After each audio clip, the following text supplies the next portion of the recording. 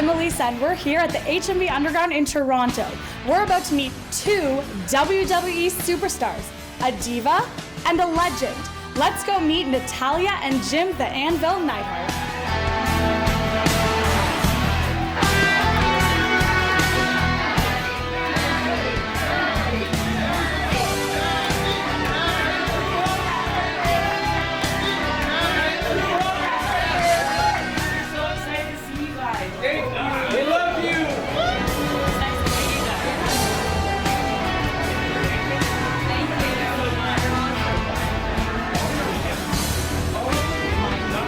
To represent such a strong Canadian dynasty in the WWE, for myself, it's just an honor because, you know, I come from a great family. People know the Harts and they think about Bret Hart and Jim the Anvil Neidhart and Owen Hart and the British Bulldog and, of course, Stu Hart, my grandfather. And to me, it's nice to be able to carry on their legacy and to remind people of our family and, you know, our Canadian roots. So it's a huge honor.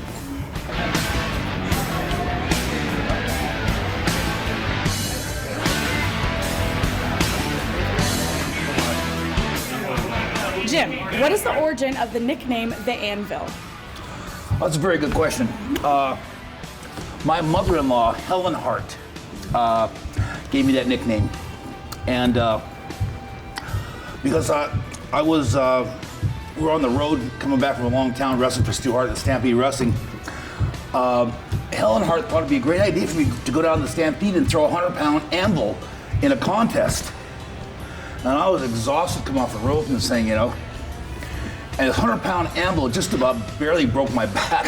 But I am the official world record of the anvil toss. Yeah. Did anybody else participate in that toss? There was a large girl rodeo rider that did pretty good. I just barely beat her by an inch. Good.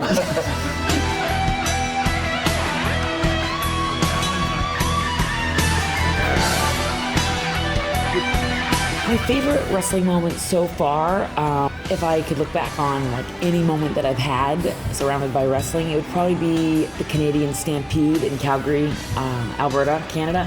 That moment was so special. My whole family was in the ring.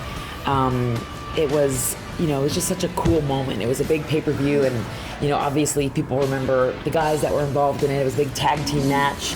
You know, and to have Bret and Owen and Davey and my dad and, you know, Brian Pillman and all these unique people involved in the match, it was really, really cool. But at the end of the match, my entire family got into the ring. And it's one of those moments people always remember because, especially our family, because it was the last time our family was all kind of united. And you know, you look back on some of those moments and you just think about how lucky you are to be able to share those moments with your family. And not everybody can say that they get to live their dreams with their family and talk about them and, you know, just to really embrace it. And that to me is being able to share my dreams in wrestling with my family is more important to me than winning a title or any sort of amount of money. It's just the way that felt for me, and it has been with me ever since. So.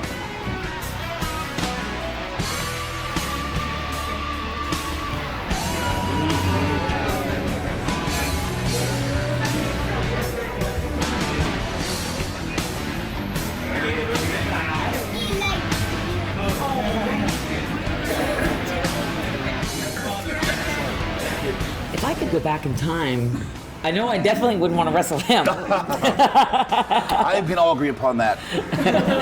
I think if I could go back in time, I would love to have wrestled. It sounds crazy, but Mae Young in her heyday.